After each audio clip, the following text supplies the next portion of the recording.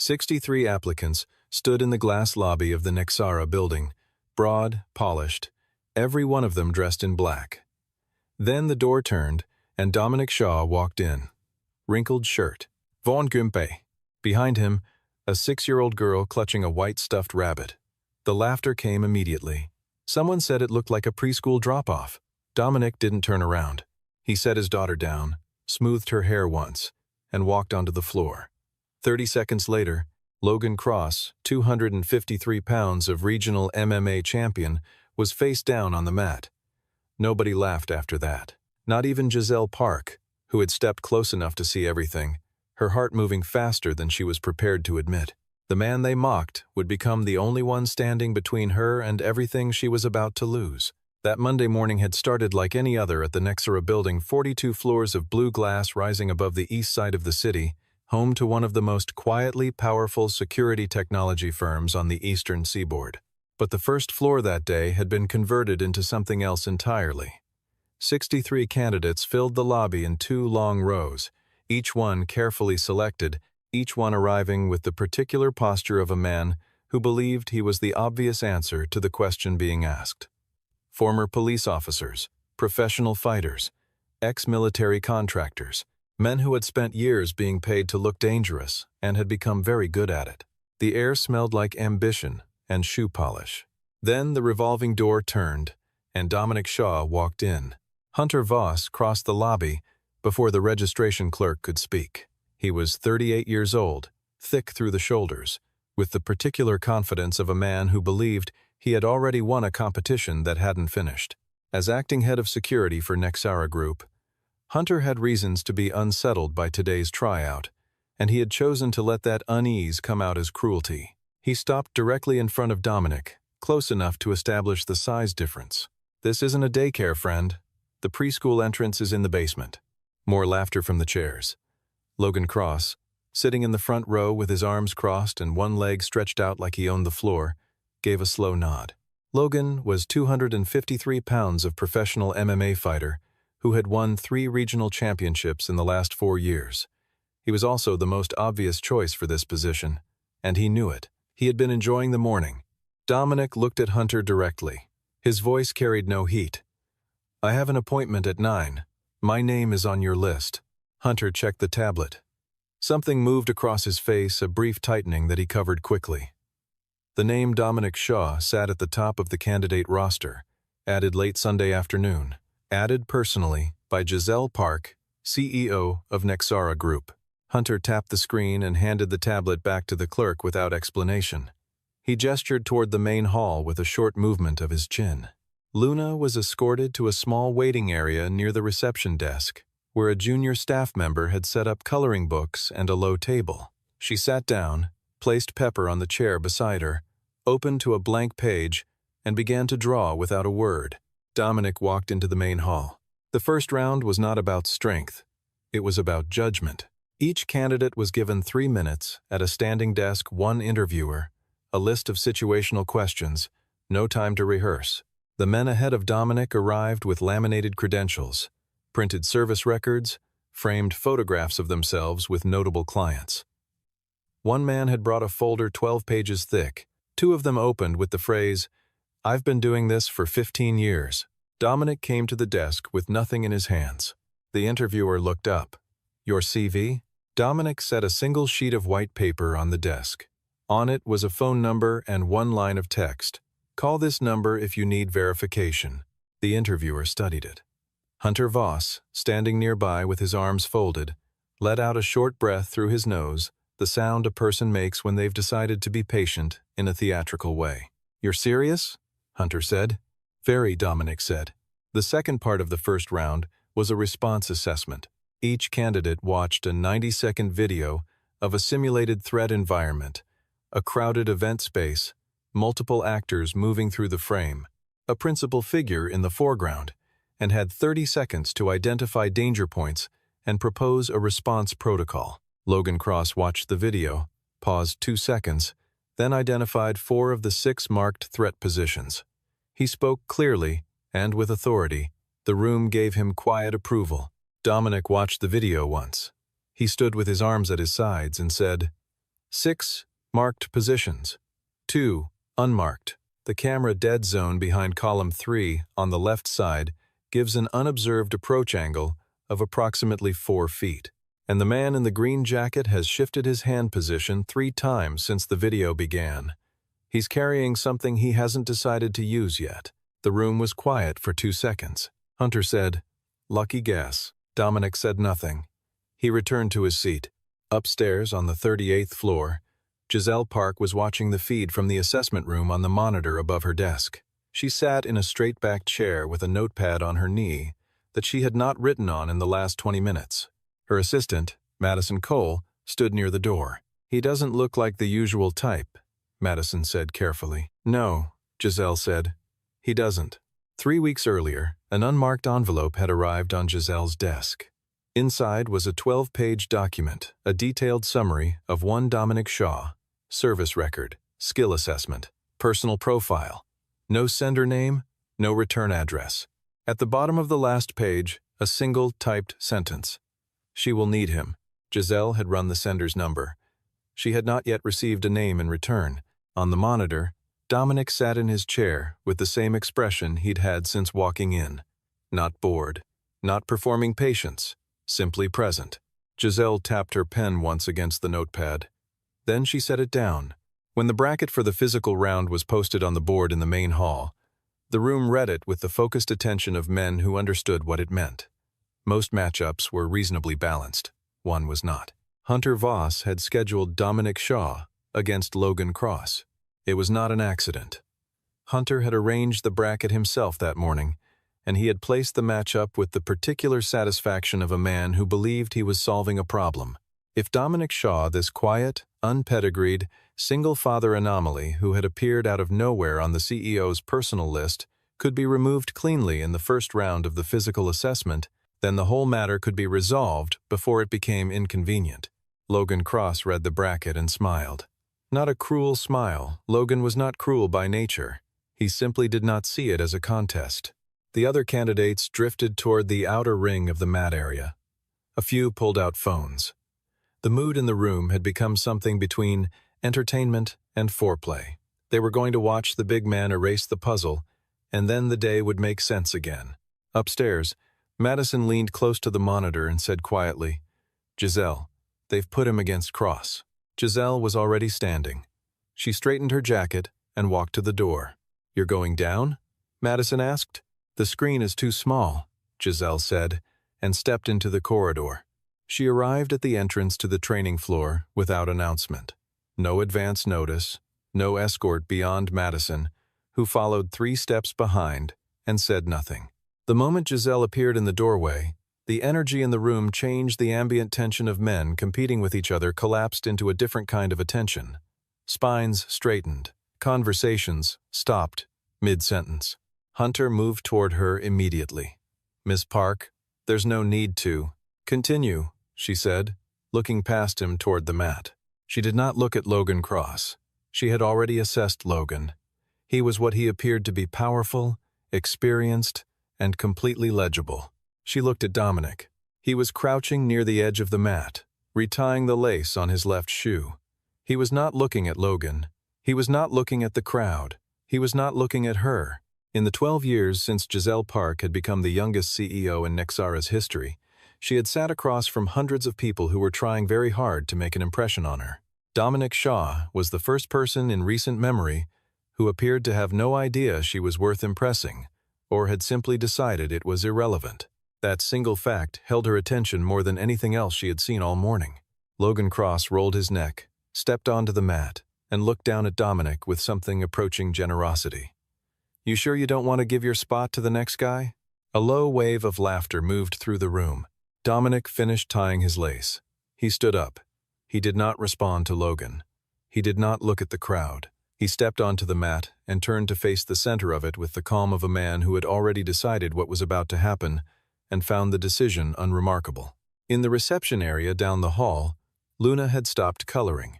She was looking through the narrow window in the wall, watching without climbing from her chair. The young staff member beside her glanced between the girl and the mat. "Is your dad strong?" the woman asked. Luna held Pepper a little tighter. "He doesn't lose," she said. "But he never says that himself." The referee raised his hand. The room held its breath. The timer started. Logan Cross came forward immediately, no hesitation, no warm-up feinting. He had ended 4 matches already that morning, all within 40 seconds, all with the same sequence. Close the distance, establish grip, control weight. It had worked perfectly every time. He applied it now with the confidence of a man repeating a proven equation.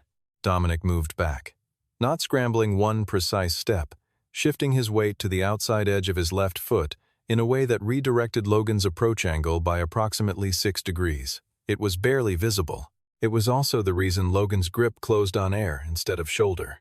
The room didn't understand what had happened. Logan recovered and came again. By the 9th second, Giselle had stopped breathing at her normal rhythm. She was watching Dominic's eyes. They were not tracking Logan's hands or feet the way a fighter's eyes usually tracked in reactive focus, following motion. They were still.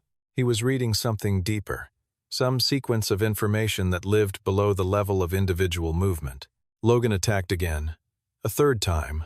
Each time, Dominic gave him something a fraction of an opening, a half-step of apparent vulnerability, and each time, the follow-through found nothing there. Giselle's right hand had found the doorframe at some point, without her noticing. At the 17th second, Dominic's eyes changed, a minor contraction, barely perceptible. He had seen what he needed to see. He had spent 16 seconds not fighting Logan Cross. He had spent 16 seconds learning him. At the 18th second, Dominic stepped in instead of back. What followed happened too quickly for most of the room to track cleanly. One arm controlled Logan's elbow at the joint. The other made a small, decisive adjustment to his center of gravity, not a throw in the traditional sense, but a redirection so precise that Logan's own momentum became the mechanism of his descent. The technique was not MMA. It was not boxing. It was not anything the room could comfortably name. Logan Cross, 253 pounds, 3 regional titles, 4 straight wins that morning, hit the mat face down and did not move. Total time, 27 seconds. No one spoke. Dominic released his hold, stepped back, and stood upright. His breathing was unchanged. He turned his hands over briefly, a mechanical check, nothing more, and stepped off the mat. Hunter Voss was holding a sheet of paper. He did not seem aware that it had fallen from his hand until it made a small sound against the floor. The phones that had been raised to capture what their owners had assumed would be a short, decisive humiliation were still recording. No one had thought to stop them. Luna appeared at the doorway, having slid from her chair the moment she heard silence instead of noise. She crossed the floor to Dominic with the focused urgency of a 6-year-old on a mission. "Dad, are you done?" Dominic crouched down to her level. He looked at her face for a moment with the careful attention he gave to everything. "All done," he said. "Should we go find you some orange juice?" Luna considered this seriously. "With ice?" "With ice," he said. He stood, took her hand, and walked toward the hall exit. Behind him, Logan Cross was being helped to his feet by 2 other candidates who were doing their best to look as though they had expected this outcome. Giselle Park stood at the door. Her hand dropped from the frame. She turned and walked back toward the elevator without a word. Madison fell into step beside her, and for the length of the corridor, neither of them said anything. Then Madison said, very quietly, "His breathing didn't change." "I know," Giselle said. She pressed the elevator button. The doors opened. She stepped in, and somewhere between the ground floor and the 38th, she acknowledged to herself as a private and purely operational observation that she had not watched a single other person in that room for the last 7 minutes. She called him up before the bracket finished. The other 62 candidates were still waiting in the main hall when Madison appeared at the door and asked Dominic Shaw to follow her. A few of them exchanged looks. Hunter Voss straightened his jacket and opened his mouth, but Madison had already turned toward the elevator, and Dominic was following, and Luna was beside him, with Pepper tucked under her arm, and none of it had been submitted for approval. The 38th floor was quiet in the way that expensive buildings were quiet, not silent, but deliberately undisturbed. Giselle's office occupied the northeast corner, with floor-to-ceiling windows that gave the city back in clean rectangular sections. Books were organized by spine color. Her desk held exactly 3 items: a monitor, a notepad, and a glass of water. Nothing decorative, nothing personal. Luna stepped inside, stopped, and looked around with the evaluative focus of a child who took environments seriously. "It's nice in here," she said, "but there aren't any plants." Giselle, who had been watching Dominic from behind her desk, looked at the girl. A beat passed. "I know," she said. Then she looked back at Dominic, and the conversation about plants ended, though something about it stayed in the room. She slid a folder across the desk. "Sit down." He sat. Luna settled into the chair beside him, opened a small notebook from her coat pocket, and began drawing without being asked to. Giselle asked about the technique on the mat. He said it came from specific training in specific environments. He did not elaborate. She asked about his service record. He said it was in the folder she'd already reviewed. She asked who had sent her the 12-page document with his name on it. He looked at the folder on her desk. For 2 seconds, something moved behind his eyes, a recognition, a calculation, and then a deliberate settling. "I don't know," he said. She watched him. He was telling the truth. That was the part that bothered her most. "What salary are you asking?" she said finally. He gave her a number. It was reasonable, not suspiciously low, not inflated. It was the number of someone who had thought about what the work was worth, rather than what the market would bear. She signed the contract without renegotiating. Downstairs, Hunter Voss received the news on his phone. He stood in the corridor outside the main hall, looked at the screen for a long moment, and then called a number that did not appear in Nexara's company directory. The call lasted 40 seconds. Afterward, he put his phone in his pocket, smoothed the front of his jacket, and went back inside to conclude the rest of the tryout as though nothing had happened. The first 7 days, Dominic worked like a shadow. He stayed exactly 1 step behind Giselle, not 2, not beside her.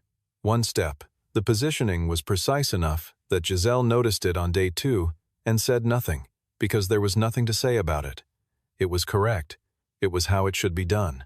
He knew which doors were on delayed hinges before he reached them. He read meeting rooms before she entered them, not conspicuously, just a half-second pause at the threshold, eyes moving once across the space. He knew when someone in a room was carrying tension before the conversation revealed it. In 7 years of running Nexara, Giselle had never had a security detail that she forgot was there because it simply functioned so naturally. She had spent those years finding ways to move around her guards. She did not find herself doing that now. She also noticed that he did not look at her the way people usually looked at her. The particular voltage that occurred when someone was aware they were standing near a CEO, that low-grade performance energy, the slight overpositioning of the body toward power, was absent in him. He was not positioned toward her because she was important. He was positioned toward her because she was his responsibility. The distinction was so unfamiliar that it took her 3 days to name it. On the 5th day, the daycare called at noon. Luna's usual afternoon sitter had a family emergency and could not take her. Dominic came to Giselle's office door and spoke briefly to Madison. Then Madison came in and told Giselle what had happened, framing it as a logistical complication that required his absence for the afternoon. Giselle said, "Bring her here." Madison paused. Giselle had already turned back to her screen. Luna arrived 45 minutes later with her backpack and her coloring kit. She said hello to Giselle, put Pepper on the corner of the waiting room couch, and sat down with her supplies and worked quietly for the entirety of the afternoon without interruption. At 4:30, she walked to Giselle's open office door and held out a folded piece of paper. Giselle opened it. It was a drawing in crayon, 3 figures in front of a house. 1 tall figure with dark lines for a jacket, 1 figure with long hair and a gray dress, 1 small figure holding something white and round, which was presumably Pepper. In front of the house, there was a tree with green leaves and what appeared to be apples or possibly ornaments. The sky was yellow. Giselle looked at it for a long time. She folded it carefully and opened the top left drawer of her desk and placed it inside. She did not put it in the recycling bin under the desk, which is where paper without operational relevance went. That evening, Giselle received an email from an anonymous address. The message was 9 words. "You're being sold, and you don't know it yet." Attached was a screenshot of a clause from a contract she had signed 6 months earlier, a merger framework agreement with Vantage Tech, led by Isaac Crane. The clause had a small section marker at the bottom. Section 9. She called her legal team. Her primary contract attorney did not pick up. His assistant called back 40 minutes later with an explanation that felt carefully constructed. Giselle sat at her desk after the call and looked at the framed mission statement on the wall across from her without seeing it. Dominic was standing near the window. He had been there since she finished the call. She said, "Do you know anything about this?" He said, "Not enough yet, but I'm looking." The dinner with Isaac Crane was arranged for Thursday evening at a restaurant on the 40th floor of the Meridian Hotel, the kind of place where the lighting was designed to make powerful people look comfortable. Crane was 62 years old. He had the polished benevolence of men who had learned that appearing harmless was a more effective strategy than appearing strong. He stood when Giselle arrived, expressed genuine-sounding pleasure, and ordered a bottle of wine from a list that cost more than most people's monthly rent. He acknowledged Dominic with a brief look, the particular look of a man who had just completed an accurate assessment and found it worth noting. The meal moved through its early stages with the performance quality of two skilled negotiators who had agreed to enjoy the theater of the thing. Crane spoke about the Vantage partnership with warmth. He used words like synergy and family without embarrassment. He mentioned 3 of Giselle's initiatives by name in ways that showed he had done his research. Then, during the main course, he said the words as though they were not loaded. The Q4 benchmarks, of course, will be the natural moment of alignment, given Section 9. Giselle set down her fork with the careful motion of someone who does not permit their hands to express what their face will not.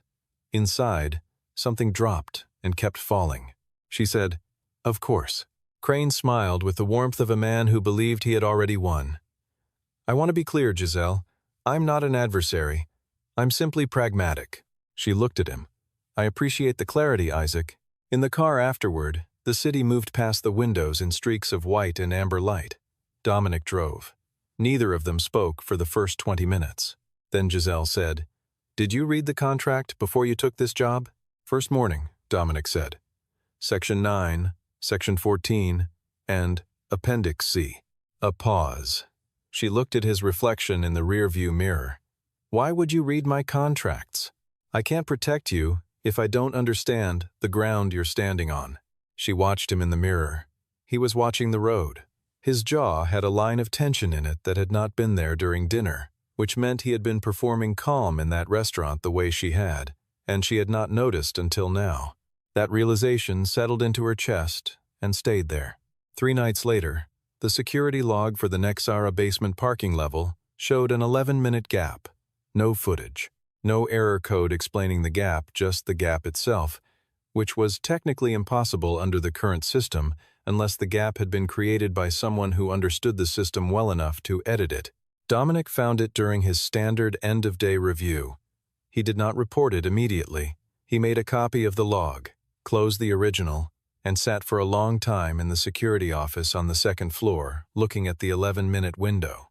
He had spent 4 years in a Delta Force unit that specialized in identifying internal network compromises, situations where the threat was not coming from outside, but from within a trusted structure. He knew what the early architecture of a betrayal looked like.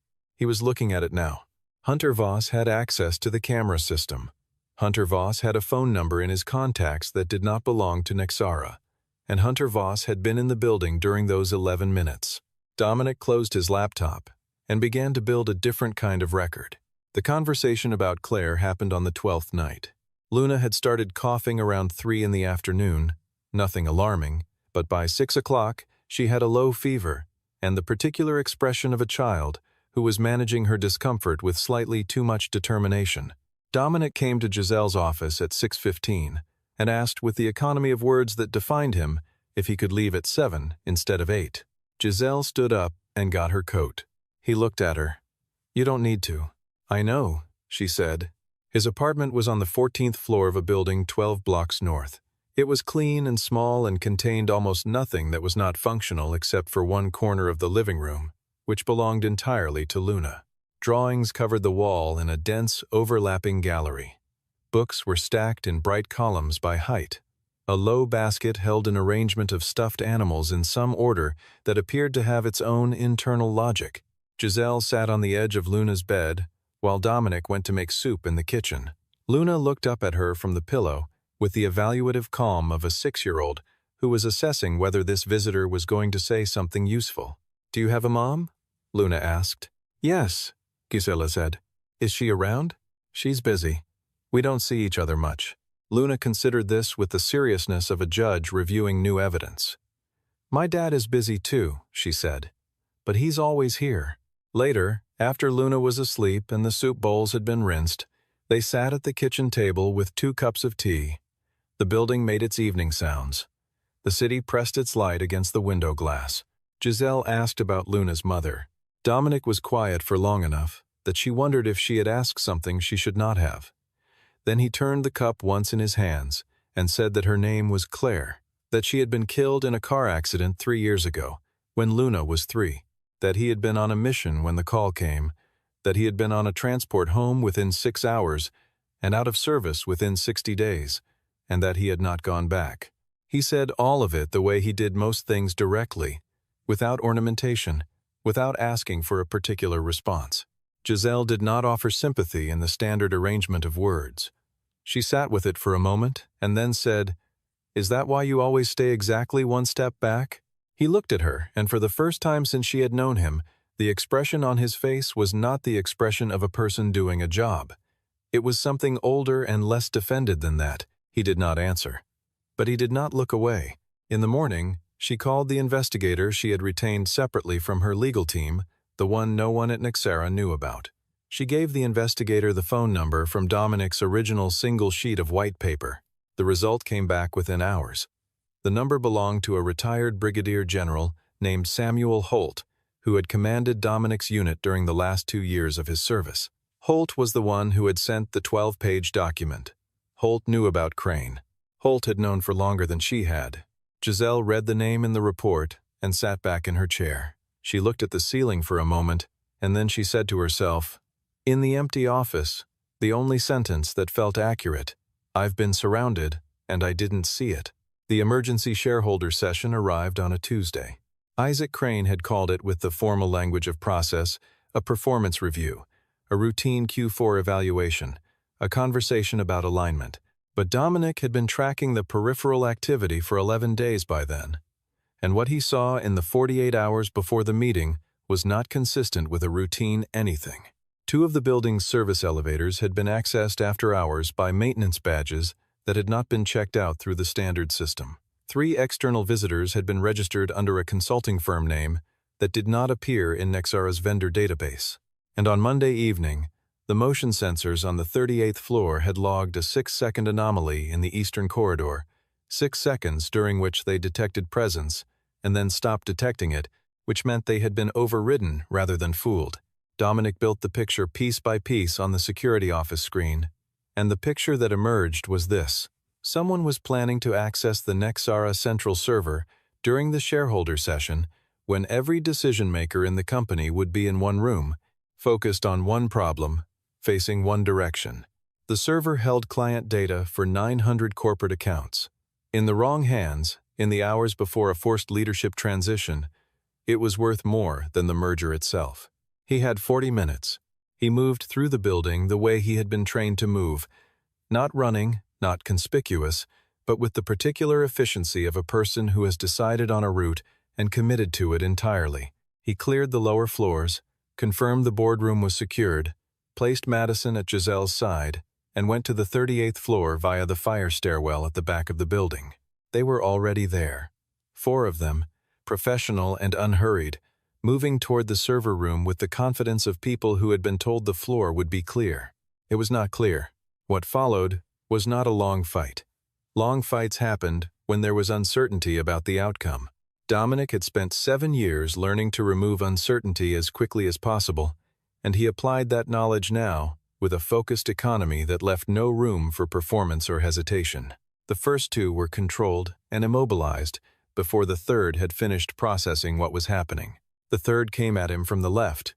He had anticipated the angle from the moment he identified the team's formation, and the fourth, who was the largest and the most dangerous, lasted the longest. 11 seconds. 4 men. Hunter Voss appeared from the eastern corridor with a firearm, and the flat expression of a man who had arrived at the part of the plan he had been rehearsing. "I need 15 minutes, Hunter said. "Stand down and nobody gets hurt." Dominic looked at him. His left shoulder had taken a hit during the last exchange. Nothing structural, but it registered. He filed it and moved on. "I don't have 15 minutes, he said. The confrontation was brief. Hunter was skilled and committed, but he was operating on the logic of threat, and Dominic was operating on the logic of necessity, and necessity has a particular advantage in close quarters. When the sound of footsteps on the fire stairs announced the building security team's arrival 2 minutes later, Hunter Voss was seated against the wall with his hands immobilized and a resigned expression that contained, beneath its surface, the specific shame of a man who had bet on the wrong outcome. Downstairs, in the boardroom, Giselle Park was sitting at the head of the table with 31 shareholders and one Isaac Crane arranged in front of her. She had received the update from Madison 60 seconds earlier through an earpiece. She had absorbed it, processed it, and returned her face to its baseline configuration. Crane had been speaking. She let him finish his sentence. Then she said, "This session will need to be postponed. The reasons will be explained by law enforcement within the next few minutes." She let one beat pass, and then looked at Crane with the direct focus of someone who had finished being diplomatic. Section 9 will also be contested under Clause 22B, which provides for nullification in cases of documented partner fraud. "I have the documentation." Crane sat very still. "I've been building the file," she said, "for 8 days. The hospital was not where Dominic had intended to end his Tuesday. He declined the first ambulance with the same energy he applied to most things he didn't need. Giselle met him in the lobby of the Nexara building, as the police were completing their initial processing of the scene, looked at his left shoulder and the state of his shirt, and said simply, "I'm driving." He started to say something. She held up her keys. At the emergency intake desk, she gave his name and insurance information.